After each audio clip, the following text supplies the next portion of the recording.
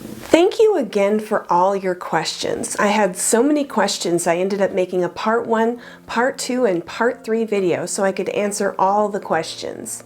This is part 3. Today's questions aren't really related to each other, so they're not grouped together. Let's get started. Chris Pearson says, regarding home ownership and retirement, thoughts on long term, even renting versus owning. For this, I don't think there's any one right way to go.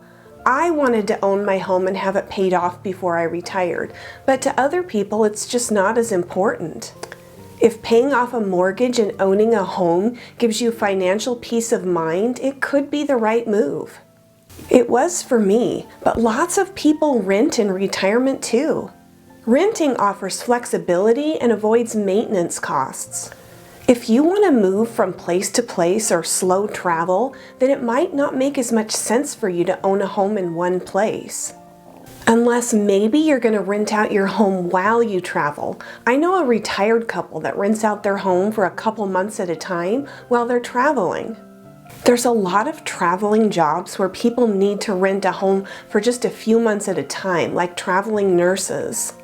So this couple I know has a home near family, but when they get renters, they hop in their RV and they travel the country. The money they earn from renting funds their traveling.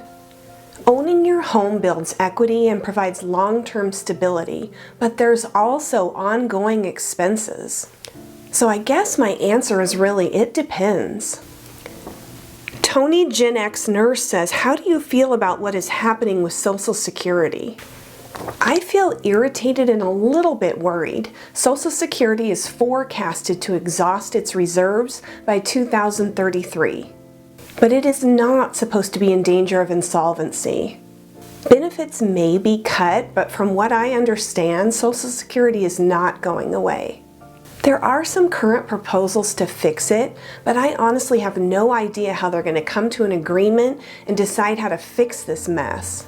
The thought that Social Security benefits could be reduced after 2033 does make me consider taking it early. Even though my amount would be reduced for claiming early, I'd probably just invest that money as long as I didn't need it. I'm not really sure when I'll claim, but I'm not worried that Social Security will go away, just that it could be reduced. I have a video about this that I'll link below in case you're interested. Lost South Lake Crafter says, do you have any knowledge or experience with annuities? Annuities are appealing to risk-averse retirees, and they are a dependable source of income. I'm not personally a big fan. I did seriously at one time consider purchasing an annuity through my work. There was one with a lifetime 3% COLA increase, and it seemed like a really good deal. I knew several people who were going this route. I'm so afraid of risk, and this was guaranteed income. But I did the math. If I purchased a $90,000 annuity and lived until age 90, I'd receive $278,280 over my lifetime. Then I calculated what I would earn if I took that same $90,000 and invested it over that same time period and earned just 5%. That amount came to $467,024. It's not hard to beat 3%. I'm making over 4% on my IRA CDs right now, and they're basically risk-free.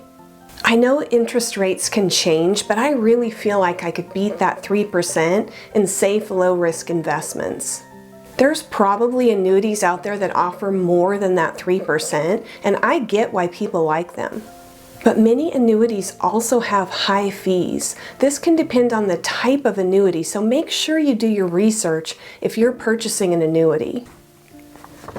B. Kusa says, what content creators do you follow? That's a great question. I think my two favorites are Joe Kuhn and Rob Berger. They both make me feel calm and not panicky during market volatility. They're both also very knowledgeable about investing in retirement, and they both seem like genuine nice people. I also subscribe to Dwayne at Retire Early 500K and Buzz's Retirement Garage. They're both really entertaining to watch. Buzz seems like such a nice guy. I just love how he's always smiling. I also really like Jennifer at Diamond Nest Egg. She shares a lot of good information about bonds and investing. For entertainment, I really like Jade the Sable. She gives her German Shepherds different foods to try, and it's just really cute to watch.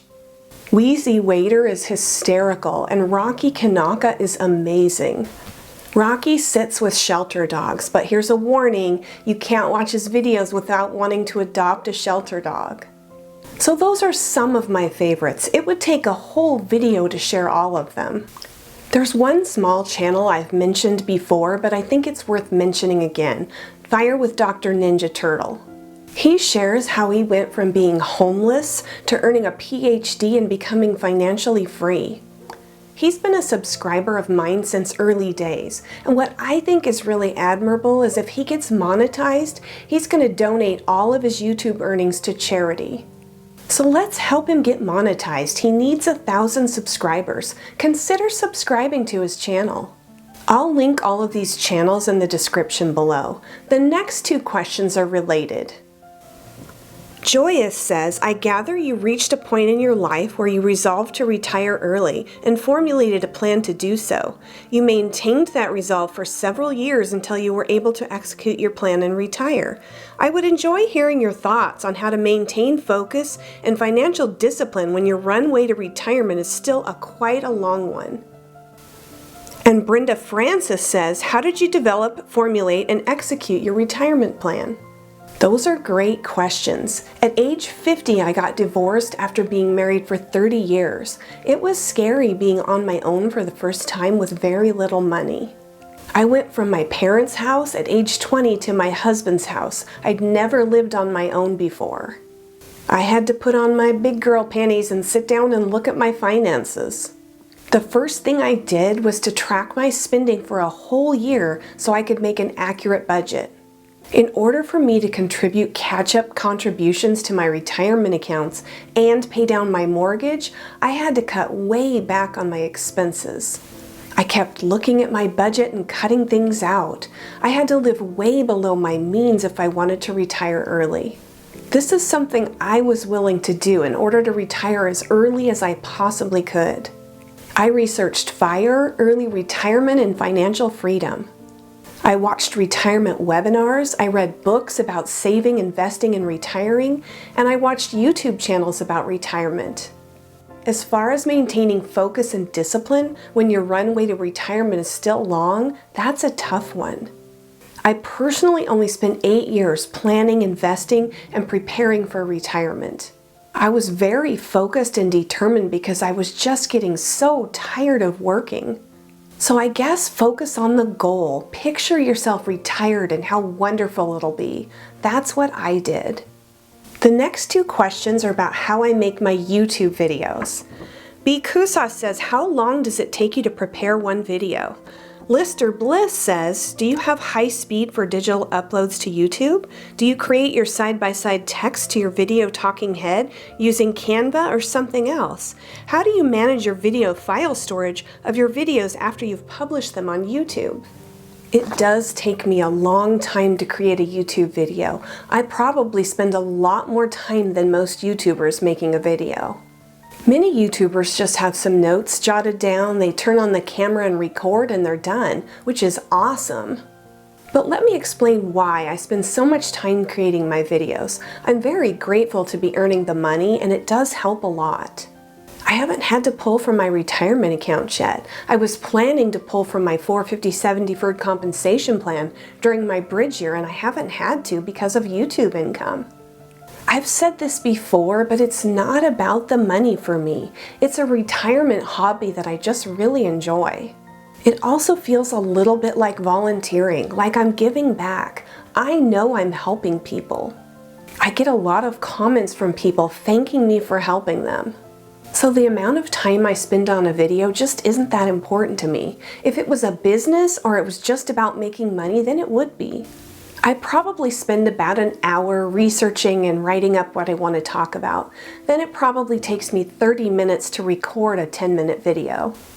But editing a video can take me up to 5 hours. But this is the part that I really enjoy. It's like a creative outlet hobby for me that also helps people.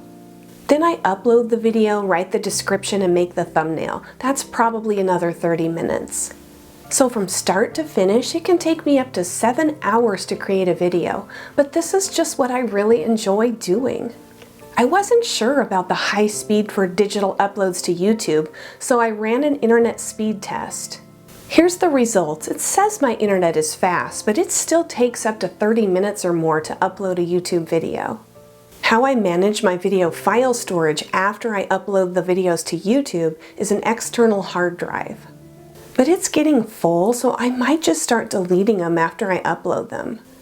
I create my side-by-side text-to-video headshot on Clipchamp. I use the free version of Clipchamp. It's a free download. I move the video over to one side of the screen and insert a picture of a tablet or a notebook on the other side like this. Then I add my text and animations on the picture of the tablet or the notebook. The last question will take a whole nother video. M. Hale says, I would love to see a grocery haul. I know you've said this is one of your highest costs, and I'm curious what you purchase. So I'm working on a month-long grocery haul and expenses video, and it will be coming up in a couple of weeks. So that's it for today. I think I've answered all the original questions now. Thank you again for all the great questions. As always, if you have questions, feel free to leave them in the comments. I'll probably do another Q&A series of videos sometime in the future. If you're seeing me for the first time, hi, I'm Julie and this channel's Happy on Monday. Thanks for joining me. If you found this helpful, please like. And if you're interested in early retirement, consider subscribing. I'm going to leave you with a quote. Learn from your history, don't live in it. Hope to see you again soon.